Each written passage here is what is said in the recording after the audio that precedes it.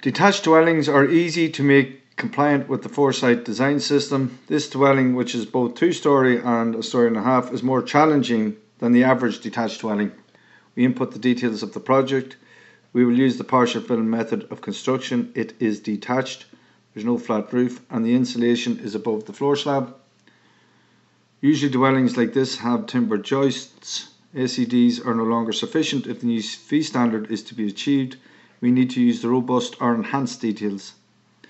The project is 2 and 1.5 story with the insulation and air barrier moving from the eave to the ridge, so this option is taken.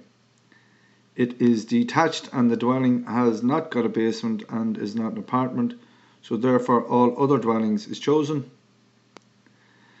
The user simply inputs the values and chooses the next part of the dwelling to be measured. The first floor dimensions need to be taken. The inputs are saved and used in the SAP calculation. The next stage to be measured is the flat ceiling. There is another roof section to be measured, and it's 1.5 stories. The insulation and air barrier is from the eave to the ridge in this particular design. We have more construction details. There are 4 exposed elevation, making compliance more difficult. The designer inputs the dimensions of the windows, doors, roof lights and hatches. Modern designs with a lot of glass can affect compliance and can cause overheating. We have collected the dimensions required by SAP and the thermal bridge calculator. Let's now design the part L1A specification. Before we start into the design process, let us look at the thermal bridge. As you can see, it is less than 0.03. The recommended Y factor is 0.05 when designing to the 2013 regulations. Let's go back to the first part of the specification to be designed, the floor. When designing a part L1A specification using the Foresight system, the user chooses a performance level to build to, in this case the 2013 regulations. The designer chooses the structural materials, insulation materials, and the software works out the recommended depth of insulation.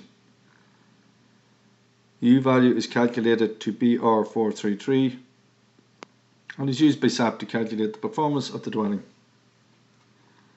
The next section to be designed is the wall. The 2013 standard is chosen. The structural material and insulation material is chosen, and the software automatically calculates the U value. There is no flat ceiling in this design. It is locked and the user simply clicks on save, and the user is moved to the next part of the process to be designed. Because the air barrier is from the eave to the ridge, a sloping ceiling needs to be designed. The performance level is chosen, centers, and the insulation material, and click on save. Flat roof does not need to be designed on this particular project. The windows. The designer chooses the 2013 standard. 2 choices will be presented. The designer should choose the 1.4 U value for the windows with detached design. With the door, 1.0 U value should be taken. And with roof lights, a 1.4 U value should be taken. Thermal bridge is very good, and we have discussed this earlier. Air permeability. The user chooses the 2013 standard and the software will give 2 options. It is our advice that the designer chooses the 5 air exchanges. Ventilation. With the air tightness chosen, we can use natural ventilation. Lighting should always be 100% energy efficient. Stoves as a secondary heating source can be considered if the dwelling is non-compliant with the DER in the 2013 regulations. In most detached dwellings, it will not be required if designing to the 2013 standard, but if designing to the fee or extreme fabric design, it should be considered. Solar panels as a secondary heating source can be considered if the dwelling is non-compliant with the DER in the 2013 regulations. In most detached dwellings, it will not be required if designing to the 2013 standard, but if designing to the fee or extreme fabric design, they should be considered. Hot water storage. Generally, with this size of a dwelling, a storage tank needs to be designed. The user inputs the number of occupants if solar panels are being used, and the software calculates the size in litres.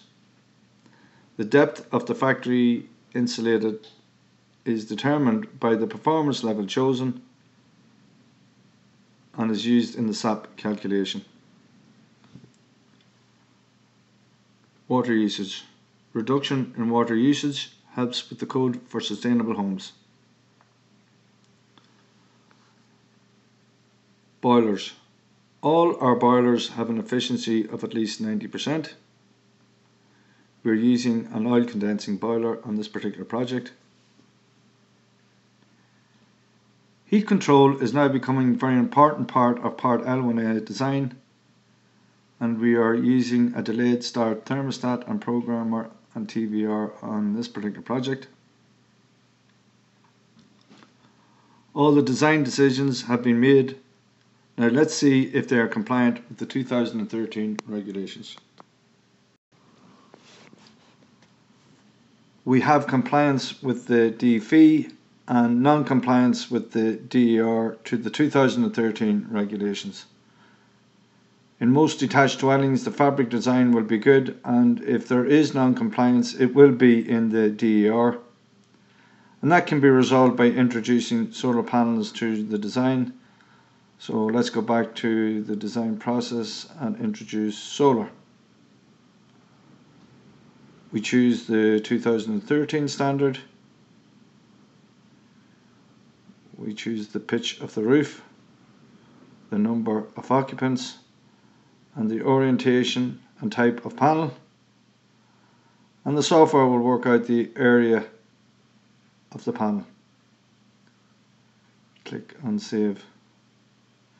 We also need to redesign the hot water tank. So we change to include a solar panel and click on save. And let's see what the result is. Yes, we now have compliance with DER. We provide design options for the fee standard and for the extreme or passive standard for detached dwellings, because secondary heating systems such as stoves and solar can be introduced, and so can heat recovery systems, because they can work effectively in the size of a dwelling. The fee and extreme fabric design option encourages designers to get more credits for the code for sustainable homes and design more efficient detached dwellings.